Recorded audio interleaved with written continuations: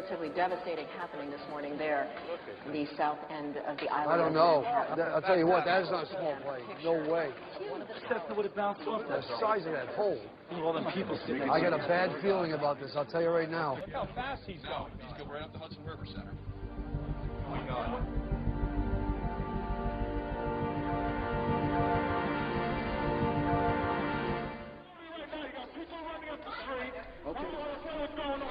Did you see that? Did you see that, sir?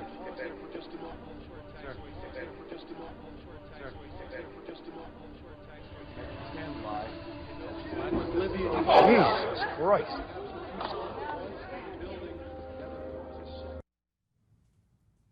All right, folks, that is from United 93, United Flight 93, where our next guest played himself. Ben Sliney is with us, former U.S. Federal Aviation Administration's National Operations Manager. Hello, Ben.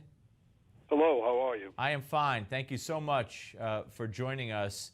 Here we are 13 years removed from that day, which, as crazy and hectic and uncertain as it was for us watching on television all the unfolding events, boy, oh boy, for you as portrayed there, and I'm sure in real life it was even more so, it had to be just, 100 times as uncertain and as crazy, correct?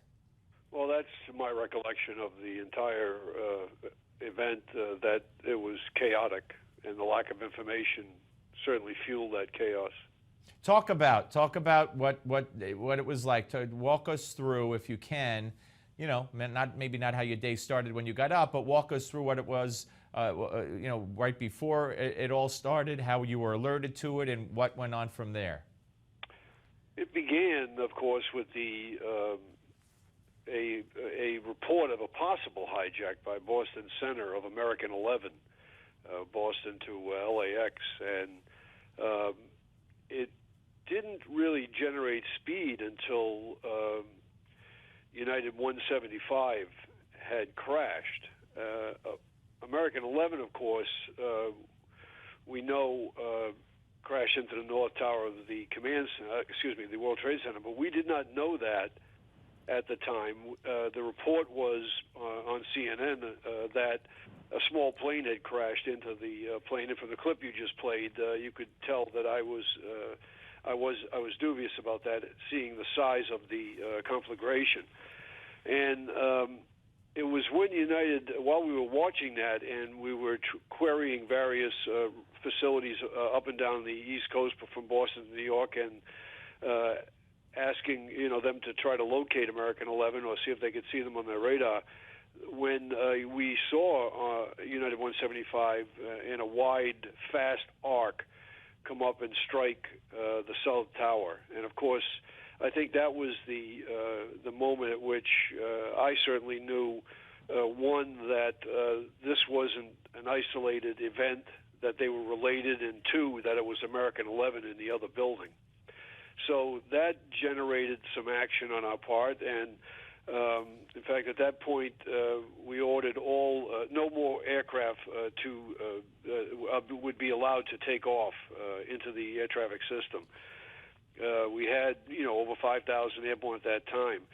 And of course, I contemplated, when I saw United 175 strike that building, I contemplated ordering everyone to land at that point, but I was a bit uncertain about whether or not it would create more chaos as opposed to helping the situation. And while I was pondering that, of course, it wasn't very long later that American 77 crashed into the Pentagon. And that was the impetus to then order the landing. What makes this even more amazing is that it was your first day on the job, September 11th, 2001. Well, my first day in that job. In that job, yeah. I had been in aviation. No, absolutely, sure. But I mean, yes, in that position. It was my first day in that position, I should say. But certainly, I brought to the table quite a bit of experience in all aspects of aviation. Absolutely.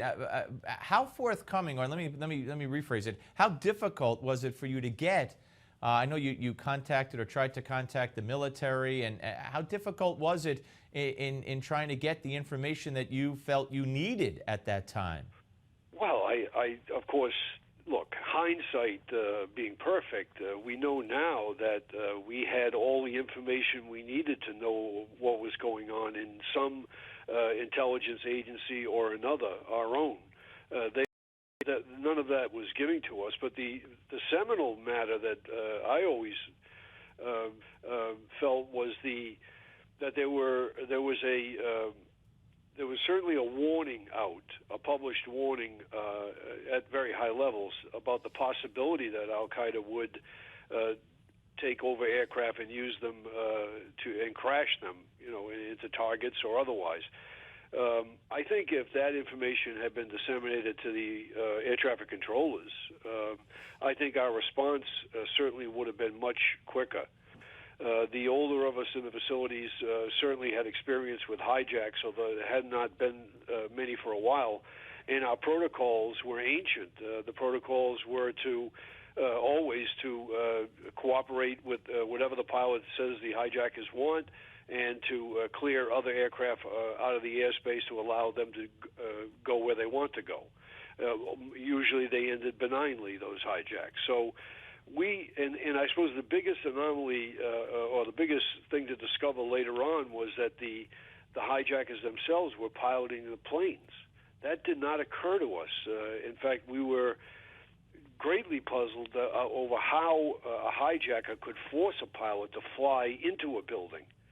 In the case of the World Trade Towers, you have the East River and the Hudson River, and you have the Atlantic Ocean. I can imagine if a pilot knew all of the people on the plane were going to die anyhow, he or she would do anything they possibly could to crash that plane into an area that was not going to have an impact on other people, and notably the ocean in this case.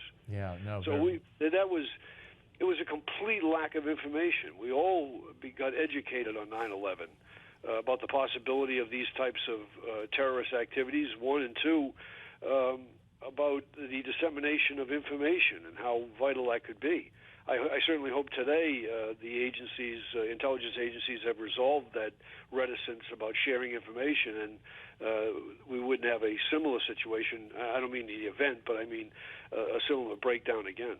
Yeah, and I was going to ask you about where you believe we are today.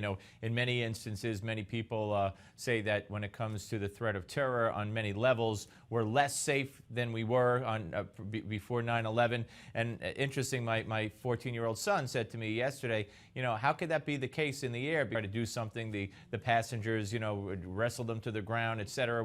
We've been through it, so we should be better prepared. Do you believe that when it comes to aviation, we are safer, just as vulnerable, more vulnerable? Where are we compared to pre-9/11?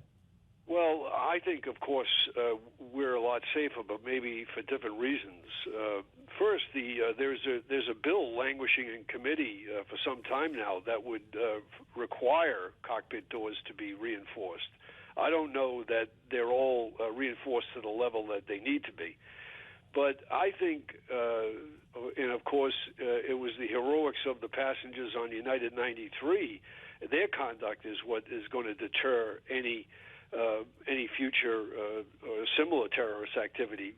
You would not only have to subdue the pilot and the crew, you'd have to subdue the entire passenger load in order to accomplish anything. I think our security is enough to keep, even if they had, however possibly got weapons on board, machine guns or pistols, they'd have to kill everyone in the plane. Otherwise, they're going to rise up and they know they're going to die anyhow. Right. And I think, and we saw examples of that following 9/11 when during certain episodes. Right. Yeah, there have been instances along those lines. Ben, it's a pleasure and an honor to speak to you, sir. Thank you so much for joining us, and be well. Thank you, sir. Have a good day. You too. Ben Sliney, ladies and gentlemen, former U.S. Federal Aviation Administration's National Operations Manager, the man who forced the first grounding of all U.S. air flights in history on his first day in that position back on 9/11/2001. And imagine The pressure. I mean, you can imagine the president. You can imagine the mayor of New York. You can imagine the family member. You can imagine all kinds of horrors and pressures and decisions. But imagine, you don't know what's happening next. You don't know how many planes have hijackers possibly on them in the air. You don't even know that there were hijackers. You don't know what happened at first. You don't know they're in the cockpit. You don't. And what a brave decision, and everything worked out for the best. Ben Sliney. All right, folks, we're coming back on this 9/11 with Gimme 5. Don't go away.